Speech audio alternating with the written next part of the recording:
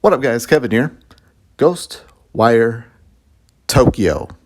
Let's talk about Ghostwire Tokyo on Xbox because here's the truth about Xbox where they're at right now, and the whole perception. PlayStation is having a really,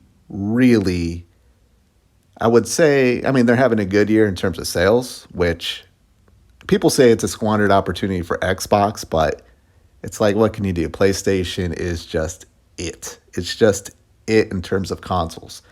That is going to take years, probably decades, for Xbox to flip that. Doesn't seem like they're very interested in that. I'll talk about that in a moment. But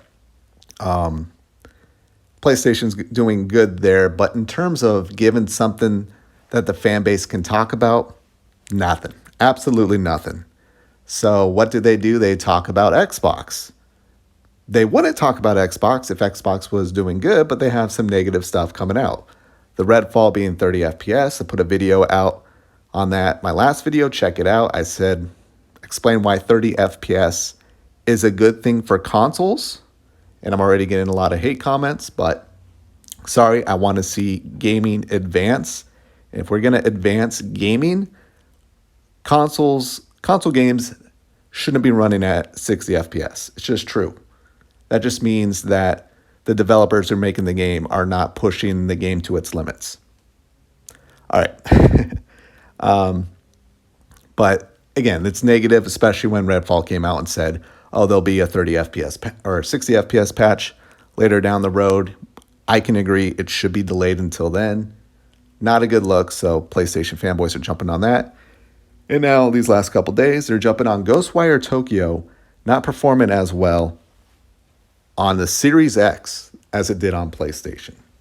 Now, the biggest thing about that is, Ghostwire Tokyo, that is made by Xbox. That is an Xbox game.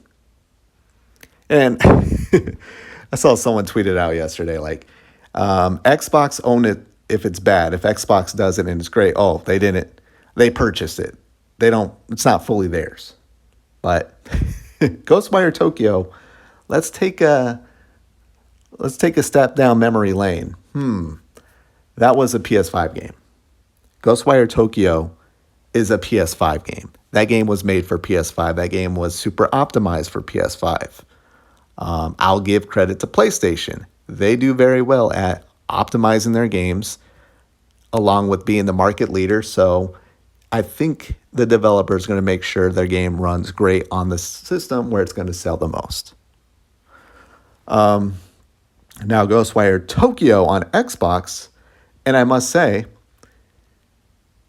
nobody would notice. Nobody would notice that it's worse than PlayStation 5. Most people are not going to don't own both, and are like me who play the games on both systems. They're going to buy it on one or the other, and it is what it is. This is all just stupid fanboys who are into this shit. Just ammo. It's just ammo for one side or the other. Right now it's going to PlayStation. But the truth is, I played Ghostwire Tokyo on Xbox before this whole which side is better, and it was very playable and it looked great. Now I do have a VRR television, and I'm guessing if you're somebody who cares about this stuff, you would have a VRR television, and you would be in my boat where it looked and ran great. No issues. Have I played the entire game on Xbox? No, but I played Ghostwire Tokyo. When I was playing Ghostwire Tokyo, I was playing Ghostwire Tokyo. I wasn't playing, did the frame drop here? Oh, that can look a little bit sharper. It looks bright and crisp on my television. And again, I said this many times. Xbox Series X versions always look better than the PlayStation 5 version. I'm just going to say maybe it's just a handshake issue with my TV and the Series X where things look brighter and crisper. I think the auto HDR has a lot to do with that. Whereas PS5 to me is PS4 Pro Plus, where Series X actually looks like truly next gen to me.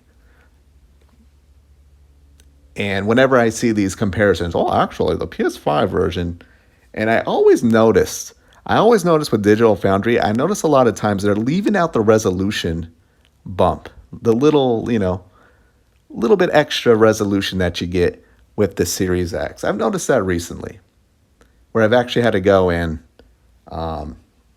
Google it. Like with Witcher 3, I had to Google. I'm like, oh, I didn't see it here in this Digital Foundry video.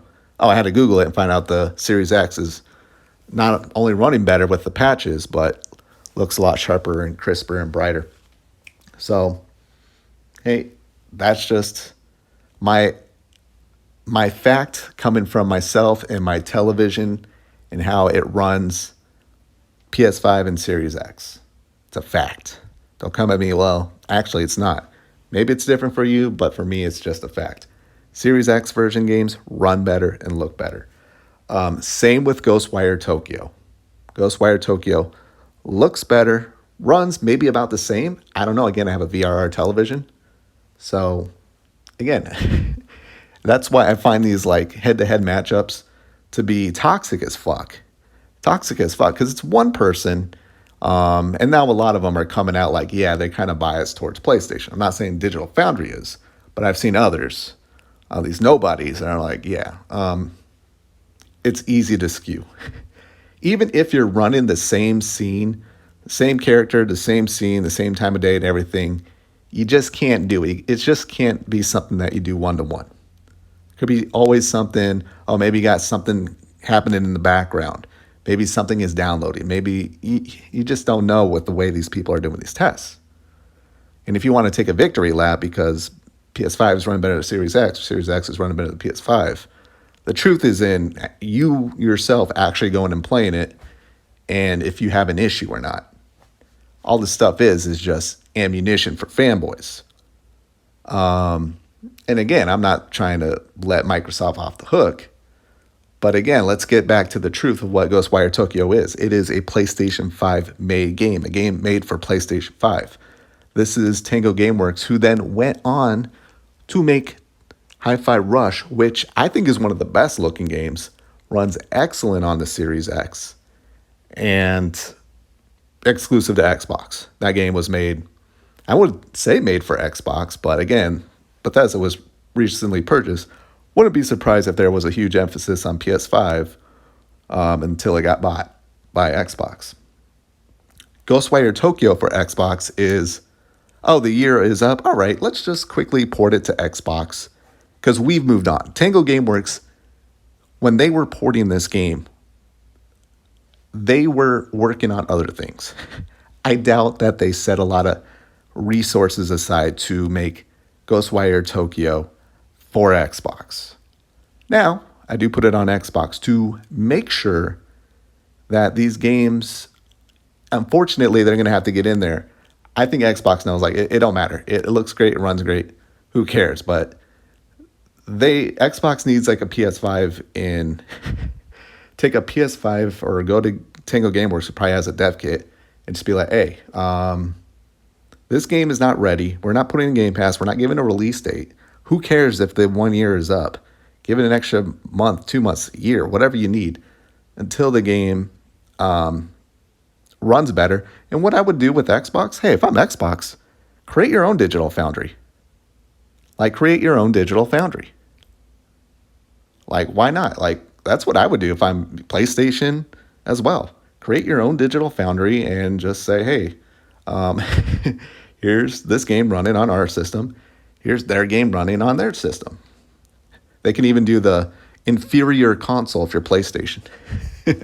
Like, why wouldn't you? If I'm running Xbox, that's the first thing I would do today.